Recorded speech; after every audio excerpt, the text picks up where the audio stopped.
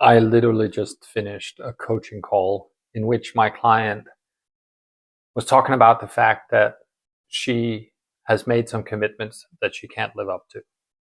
She has told her team that the investor money was imminent because the previous investors who were going to reinvest in her company, had said the money was gonna come and they would just finish the paperwork. And that's now 2 months ago. And the money is still not there. And so she felt like a complete failure and a fraud. She felt like she'd been lying to the team by telling them that, don't worry, I will be able to make July payroll. I will be able to make sure that we don't have to lay off people and that we don't have to limit some of our activities. And so we spent a fair amount of time talking about this idea that you make commitments, you make promises, and some of them you honestly feel strongly that you will be able to keep, and then for a number of reasons you're not. External to your influence, the things you cannot control leads you to not be able to keep those promises. But she still feels like a major failure. She feels like she's let people down, and was quite upset about it.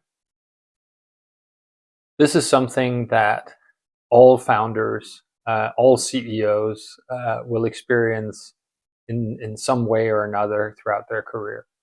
The longer you've been in the building companies game, the more you know that these things will happen, and perhaps the more you are cautiously optimistic when somebody promises you something, for example, an investment, and the more you're able to wait until the money is actually in the bank before you start telling other people about it.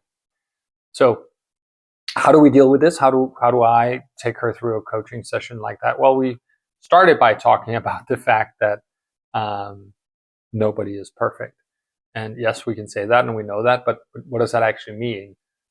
And so I painted a picture. I said, all right, so, she has never let anybody down. I said, right? This has never happened before. She goes, no, I do have, because there was this situation, that situation where I didn't do what I said I was going to do. But that was because there were other things happening in my life. So I felt like I couldn't prioritize doing these things. And I said, exactly. We don't know why the investors didn't send the money yet. Even though after repeated follow-ups, they said, yeah, it's on its way. There could be all sorts of things going on in their personal or professional lives. It could be a cash flow issue that they're not ready, willing, and able to admit to. Who knows?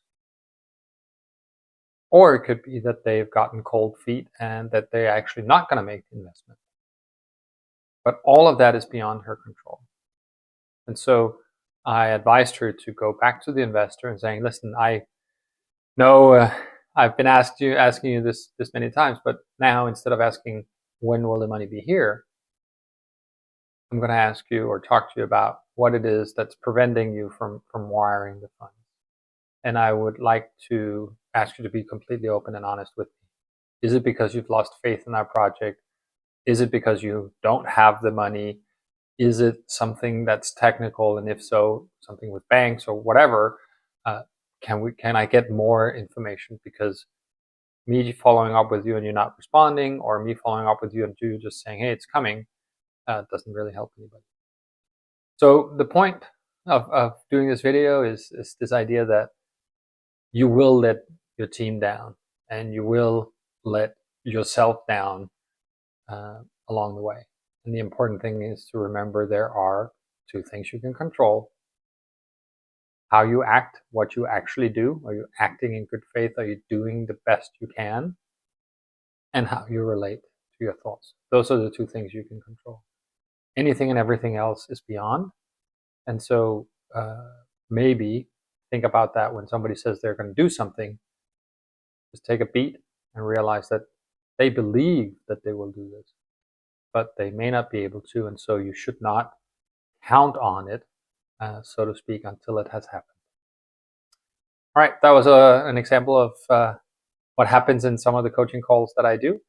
I hope you found this helpful, and if I can help you, or if you have any questions about any of these topics, just get in touch and I'd be happy to talk to you.